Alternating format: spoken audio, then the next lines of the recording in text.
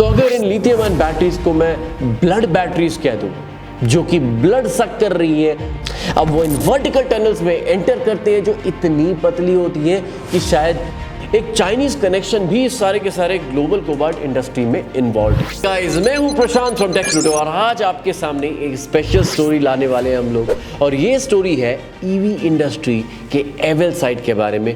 आजकल हाइप बहुत ज़्यादा बनी हुई है कि भाई क्लाइमेट चेंज हो रहा है और इस क्लाइमेट चेंज की वजह से हमारे अर्थ पे काफ़ी बुरा असर पड़ रहा है। ये इकलौता ऐसा प्लैनेट है जिस पे लाइफ एग्जिस्ट करती है और अब वो डेंजर में है, इसका फ्यूचर डेंजर में है। बहुत सारी कंट्रीज, कॉर्पोरेशंस और एनवायरमेंटल एक्टिविस्ट काफ़ी सारे सॉल्यूशंस के साथ आ रही हैं इस क्लाइमेट चेंज को कॉम्बैट करने के लिए, लेकिन इसमें सबसे बड़ा सॉल्यूशन जो हाईलाइट होता है, चाहे आप बात करें प्लास्टिक्स को रिड्यूस करने की, या फिर आप फॉसिल फ्यूल्स को कट डाउन करने की, या रिन्यूएबल एनर्जी रिसोर्सेज को यूज करने की, इन सब में सबसे बड़ा सॉल्यूशन जो हाईलाइट होता है वो है इलेक्ट्रिक व्हीकल्स का usage. Electric vehicles. A lot of people love Tesla. Well, this is the EV sales forecast. Electric vehicles are the future. Well, electric vehicle cars, EV cars को आज की date में pitch किया गया है सबसे बड़ा ऑल्टरनेटिव पेट्रोल और डीजल कार्स का।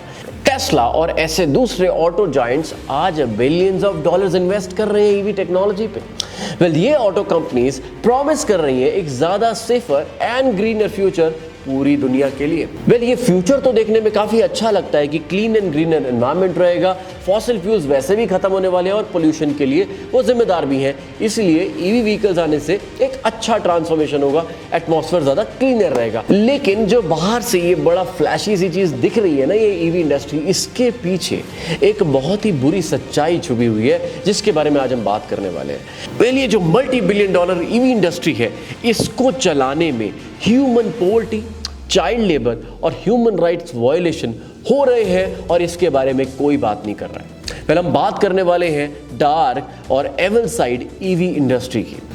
हम सब जानते हैं कि electric vehicles lithium ion batteries, rechargeable lithium ion batteries पे चलती हैं। अब इवेंचुअली ये लिथियम आयन बैटरीज रिड्यूस करेंगी हमारी dependence petrol and diesel cars पे, बिकॉज उनके अंदर फ्यूल डलता है और यहाँ पर ये बैटरीज को रिचार्ज किया जा सकता है। बट क्या आपको अंदाजा भी है कि ये लिथियम आयन बैटरीज मैन्युफैक्चर कैसे होती है, बनती कैसे है? वेल, इसका आंसर है कोबाल्ट, एक ऐसा ग्रेश ब्लू मटेरियल जिसकी डिमांड एक्सप्लोड कर चुकी है पिछले कुछ सालों में। वेल, आज सभी ऑटो कंपनीज एक रेस में लगी हुई है कि भाई उनको कोबाल्ट का ज्यादा से ज्यादा शेयर मिले।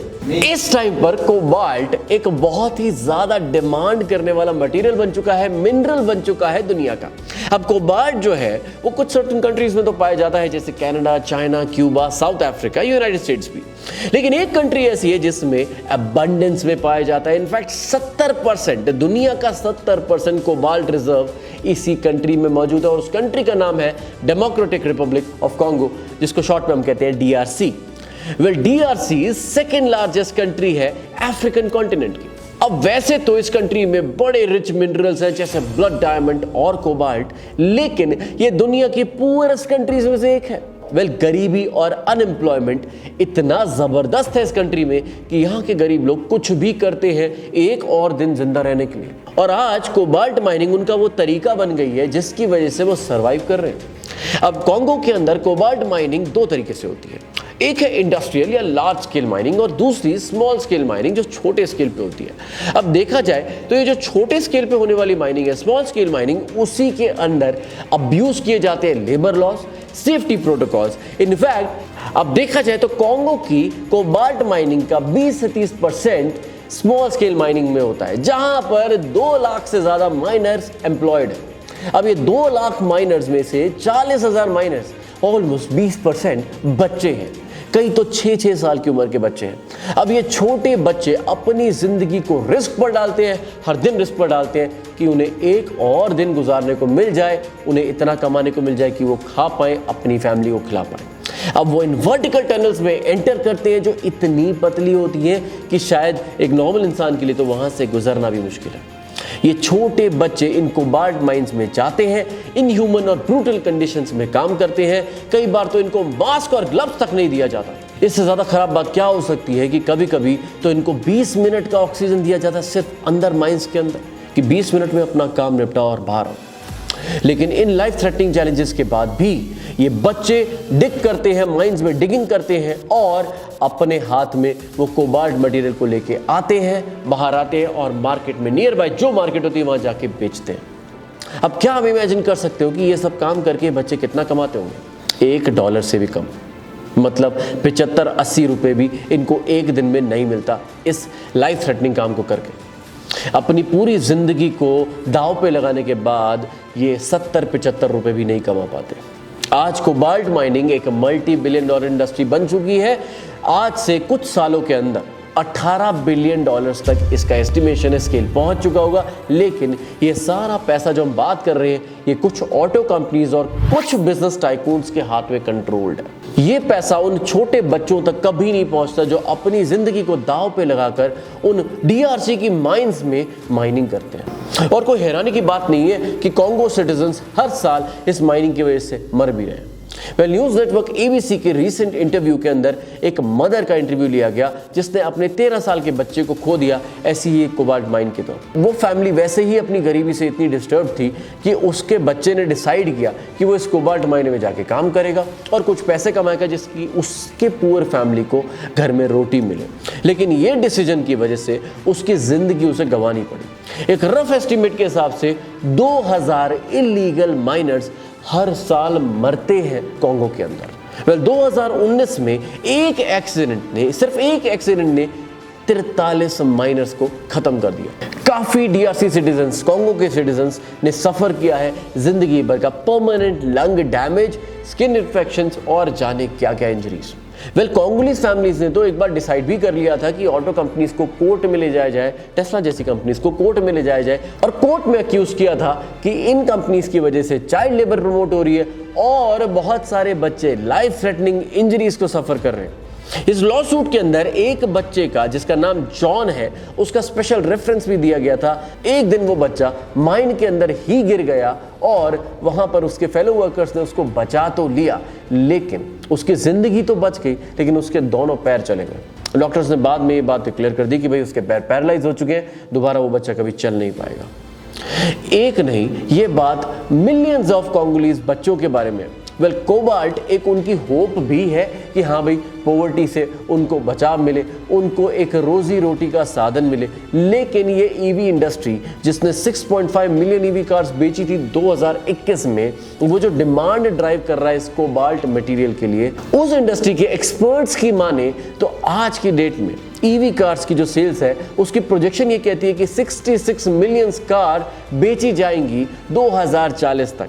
तो इसका क्या मतलब है? इसका मतलब तो ये है कि कोबाल्ट की जो डिमांड है वो आने वाली कुछ डेकेड्स में और ज्यादा इंक्रीज होने वाली है। वर्ल्ड बैंक के कुछ एस्टिमेट्स ये कहते हैं कि कोबाल्ट की डिमांड इतनी इंक्रीज होने वाली है कि 600% तक बढ़ चुकी होगी 2050 तक। और एक बात तो है, एक चाइनीज कनेक्शन भी इस सारे के सारे ग्लोबल कोबाल्ट इंडस्ट्री में इन्वॉल्व है। इसका मतलब यह है कि ये कोंगोलीज पीपल के लिए क्या होने वाला है? इसका मतलब यह है कि उनके लिए कोबाल्ट माइंस में ज्यादा काम होने वाला है और ये मिजरेबल पॉवर्टी से एस्केप करने का जो उनका तरीका है वो उनके बच्चों को ज्यादा बुरी जिंदगी और लाइफ थ्रेटनिंग इंजरी से सफर करवाने वाला है। आज की डेट में चाइना 70% कोबाल्ट प्रोडक्शन को कंट्रोल कर रहा है। लास्ट 10 इयर्स के अंदर चाइना ने काफी American and European cobalt companies को जो ऑपरेट कर रही थी DRC के अंदर उसको एक्वायर कर लिया। अब देखा जाए तो चाइना आज की डेट में 19 में से 15 इंडस्ट्रियल कोबाल्ट माइंस को कंट्रोल करता है DRC के अंदर। अब ये क्लासिक केस है कि कैसे चाइना एक अंडर डेवलप्ड पुअर कंट्री को अपनी फाइनेंशियल कॉलोनी बना चुका है, ऑल बिकॉज चाइना ये चाहता है कि उसका पूरा कंट्रोल रहे ग्लोबल कोबाल्ट प्रोडक्शन के ऊपर। कॉन्गो ने इस मामले में पूरी विश पूरी करी है चाइना की। अब एशियन जायंट ने ये प्रॉमिस किया कॉन्गो को कि हम बढ़िया रोड्स बनाएंगे, स्कूल्स बनाएंगे, इन्वेस्टमेंट लेकर आएंगे बिलियंस ऑफ डॉलर्स की। अब चाइना ने इन्वेस्टमेंट स्टार्ट करी थी कोबाल्ट माइंस के अंदर 2010 में। उस टाइम पर कोबाल्ट के ऊपर कोई ज्यादा पीछे नहीं पड़ा हुआ था, कोई ज्यादा शोर नहीं मचा हुआ था क्योंकि EV मार्केट उतनी गरमाई नहीं थी। लेकिन आज चाइना ने जो बेट उस टाइम पर खेली 2010 में वो हैंडसमली पे ऑफ कर रही है क्योंकि आज की डेट में कोबाल्ट की डिमांड सर चढ़ के बोल रही है। चाइना आज की डेट में कोबाल्ट की प्रोडक्शन में और कंट्रोल में मोनोपोली एंजॉय करता है। और अगर आप इसको इस कॉन्टेक्स्ट में सोचें कि चाइना का जो एम्बिशन है, सुपर पावर, दुनिया की सबसे बड़ी सुपर पावर बनने का एम्बिशन, तो आपको रियलाइज होगा कि चाइना ने बहुत हेवीली इन्वेस्ट क्यों किया कोबाल्ट माइनिंग में। बिकॉज अगर ईवी इंडस्ट्री एक ऐसी इंडस्ट्री है जो कि अब पूरी दुनिया में वैसे भी छाने वाली है, और उस इंडस्ट्री के मेन सप्लाई चेन पे अगर चाइना का कंट्रोल है, तो नेचुरल सी बात है कि एक सुपर पावर बनने से चाइना को कोई रोक नहीं सकता। लेकिन इस एम्बिशन को पूरा करने के चक्कर में चाइना ने कोंगोलीज बच्चों की जिंदगी एक नर्क बना दी है। कई मीडिया रिपोर्ट्स की माने तो चाइनीज कंट्रोल्ड कोबाल्ट माइंस जो है, वहां पर लेबरर्स को अब्यूज किया जाता है, उनके साथ डिस्क्रिमिनेशन होता है और उन्हें मर्सिलेसली पीटा जाता है। कभी कभी तो उनको कॉन्ट्रैक्ट के बिना भी काम करवाया जाता है। और अगर कोई लड़का या कोई भी वर्कर माइंस में काम करते हुए मर जाए तो उस बात को छुपाया जाता है, उनकी फैमिलीज को कुछ पैसे पकड़ा दिए जाते हैं कि अपनी जबान बंद रखी जाए। और चाइना सिर्फ अकेली रिस्पॉन्सिबल नहीं है इन ह्यूमन एट्रोसिटीज के लिए जो डीआरसी में हो रही है। ऐसी बड़ी ऑटो कंपनीज जैसे Tesla, Volvo, Mercedes Benz, general Motors, Ford, Toyota, ये इक्वली कॉम्प्लिसिट है इस क्राइम के अंदर। ये सभी बड़ी कंपनीज सबसे बड़े कस्टमर्स हैं इन कोबाल्ट कंट्रोल माइंस के, जो अल्टीमेटली लिथियम आयन बैटरीज बनाती है कोबाल्ट के थ्रू। तो अगर इन लिथियम आयन बैटरीज को मैं ब्लड बैटरीज कह दूं, जो कि ब्लड सक कर रही हैं उन ह्यूमन लाइफ्स का, जो उन माइंस में काम कर रही हैं, उन कॉन्गो माइंस में काम कर रहे हैं, वो बच्चे जो काम कर रहे हैं, तो शायद कुछ गलत नहीं होगा। व्हेन पब्लिक में ये ऑटो कंपनीज बड़ा क्लेम करती हैं कि भैया जीरो टॉलरेंस है हमारी चाइल्ड लेबर के लिए, और ये झूठ बोल रहे हैं, साफ झूठ बोल रहे हैं लोग।